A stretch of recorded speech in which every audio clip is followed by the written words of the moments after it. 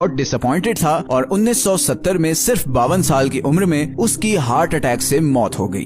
یہی وہ سال تھا جب برٹن نے اناؤنس کیا کہ اب وہ پرشین گلف اور مڈل ایسٹرن کنٹریز کو انڈیپینڈنٹ کر رہا ہے، اور پھر اگلے ہی سال UAE اور پرشین گلف کے باقی کنٹریز آزاد ہو گئے۔ برٹن کے جانے کے بعد امریکہ نے اس سارے ریجن میں انٹرسٹ لینا شروع کر دیا، بیکاز وہ اب رائزنگ سپر پاور تھا، اور جس ریجن پر دنیا کی 50% آئل سپلائی ڈیپینڈنٹ ہو وہاں پر اس کا ہونا بہت ضروری تھا۔ اگلے 8 سالوں تک عرب ورلڈ میں بڑے ہی مشکل حالات رہے۔ اس عرصے میں عرب اسرائیل وار ہوئی، جس میں ایک بار پھر اسرائیل جیت گیا۔ ایجپٹ نے اسرائیل کو ریکگنائز کر لیا۔ ایجپشن پریزیڈنٹ کو اسی وجہ سے اساسینیٹ کر دیا گیا۔ اسی طرح لیبنان میں پیلسٹینینز اور لوکلز کے درمیان ایک بہت ہی انٹینس سول وار شروع ہو گئی، جو 1990 تک رہی۔ تو مڈل ایسٹ میں ایک طرف یہ ساری لڑائی چل رہی تھی، اور دوسری طرف اسی ٹائم میں ایران میں ایک بہت بڑی ریولوشن آ چکی تھی۔ 1979 میں روح اللہ خامنائی نے شاہ آف ایران کی گورنمنٹ الٹا کر ایران کا کنٹرول لے لیا۔ 1979 کے بعد ایران کمپلیٹلی ٹرانسفارم ہو گیا۔ ایران اب ایک اسٹرکٹ شیعہ اسلامک رجیم تھا، اور وہ یہ آئیڈیالوجی اب باقی کنٹریز تک ٹرانسفر کرنا چاہتا تھا۔ سعودی عرب، یمن، بحرین